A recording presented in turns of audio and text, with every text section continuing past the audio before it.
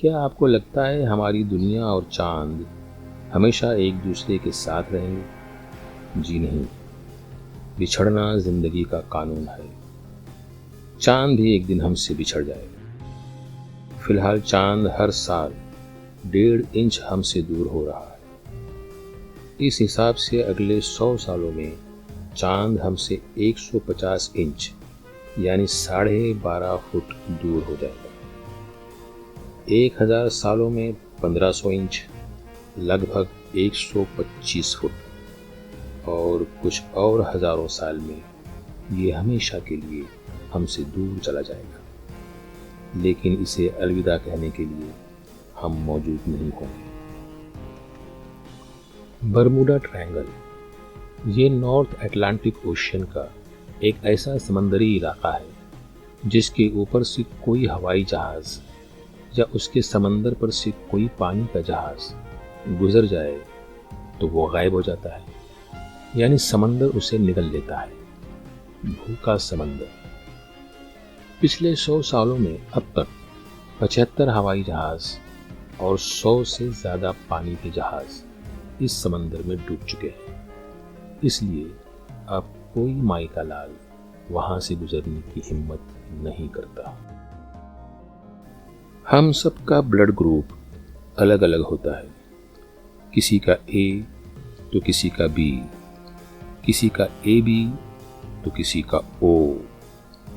लेकिन ऐसा होता क्यों है? इसके बारे में साइंटिस्ट या डॉक्टरों के पास कोई एग्जैक्ट रीजन नहीं है कि इसका कारण क्या है। आपको पता हो तो बताइए। हमारी दुनिया जिस गैलेक्सी में है उसका नाम है मिल्की वे गैलेक्सी, और उसमें अरबों खरबों सितारे हैं। ऐसे ही कई और गैलेक्सियां इस यूनिवर्स में मौजूद हैं जिन्हें हम देख नहीं सकते। लेकिन हमारी दुनिया के सबसे नज़दीक जो गैलेक्सी है उसका नाम है एंड्रोमेडा गैलेक्सी, जिसे हम अपनी आंखों से देख सकते हैं। जी हाँ, कभी आपको नजर आए तो एक सेल्फी जरूर लीजिएगा। स्कॉटलैंड में एक ऐसा पुल है जहां से कूदकर काफी कुत्तों ने खुदकुशी कर ली है। इस पुल का नाम है ओवरटॉन ब्रिज। इस ब्रिज को डॉग सुसाइड ब्रिज भी कहते हैं। कुछ कुत्ते ऐसे भी हैं जो आत्महत्या में नाकाम हुए और बच गए, मगर कानून में कोई प्रोविजन न होने की वजह से उन्हें छोड़ दिया गया। इंसान होते तो जेल में होते। कुत्ते यहाँ आकर खुदकुशी पर क्यों मजबूर हो जाते हैं, इस राज पर अभी तक पर्दा पड़ा हुआ है। 15वीं सदी में फ्रांस में एक ऐसी बीमारी ने लोगों को घेर लिया था जिसे डांसिंग प्लेग का नाम दिया गया। Dancing plague. इस बीमारी में लोग नाचने लगते थे और इतना नाचते थे कि बुरी तरह थक जाते और जमीन पर गिर जाते। फिर हार्ट अटैक या खून की नसें फट जाने से उनकी मौत हो जाती। इस बीमारी में नाचते नाचते लगभग 400 से ज्यादा लोगों ने अपनी जान गंवाई थी।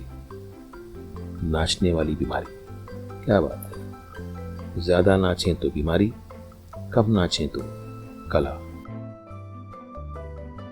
1975 में चीन के शहर हाइचिंग में कुत्तों ने अर्थक्वेक की वार्निंग देकर हजारों लोगों की जानें बचाई। भूकंप यानी जिलजिला आने के कई घंटे पहले कुत्ते और दूसरे जानवरों ने अजीब गरीब हरकतें शुरू कर दी थी, और ऐसा लग रहा था जैसे वो किसी खतरे की वार्निंग दे रहे हैं। जो लोग समझदार थे वो शहर छोड़कर बाहर निकल गए, और जो जानवरों को नासमझ समझते थे वो मनो मिट्टी में दफन हो गए।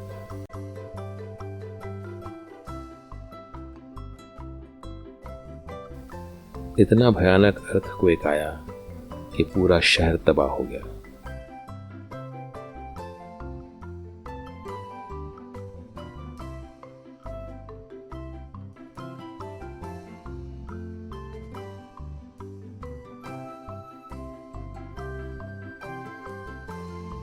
डेविल्स कैटल, शैतानी कड़ाही। अमेरिका में ग्रैंड मैरिज मिनेसोटा के पास एक बहुत बड़ा झरना है जो ब्रूल नदी से बनता है। ये झरना जब ऊंचाई से गिरता है तो पहाड़ी की कटिंग की वजह से दो हिस्सों में बढ़ जाता है। एक हिस्सा ज़मीन से आगे बढ़ जाता है और आगे चल करीब 1 मील के फासले पर लेक सुपीरियर में मिल जाता है, जबकि दूसरा हिस्सा एक बहुत बड़े गड्ढे में चला जाता है। इसी गड्ढे को डेविल्स कैटल यानी शैतानी कढ़ाई कहते हैं। ये गड्ढा या कढ़ाई देखने में तो बहुत छोटा है, लेकिन नदी का आधा पानी पूरी तरह से इसमें समा जाता है, जो कि बहुत ही हैरानी की बात है।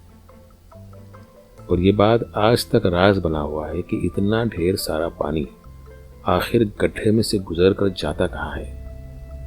इस गड्ढे में sticks, ping pong balls, die और यहाँ तक कि GPS ट्रैकर्स, ये तमाम चीज़ें डाली गई हैं ताकि ये कहीं ना कहीं से उभर आए और पता चले कि पानी जाता कहाँ है। लेकिन ये चीज़ें कभी उभर कर दिखाई नहीं दी।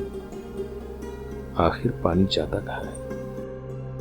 मिस्र के the great pyramid of Giza को बनाने में जिन पत्थरों का इस्तेमाल किया गया है उनका वज़न 2000 किलो से लेकर 45,000 किलो तक है। आज से सैकड़ों साल पहले जब इन पिरामिड को तामीर किया गया था तब न तो बिजली थी न ही कोई क्रेन। फिर इतने वजनी पत्थरों को इतनी ऊंचाई तक कैसे पहुंचाया गया, यह सोचने वाली बात है।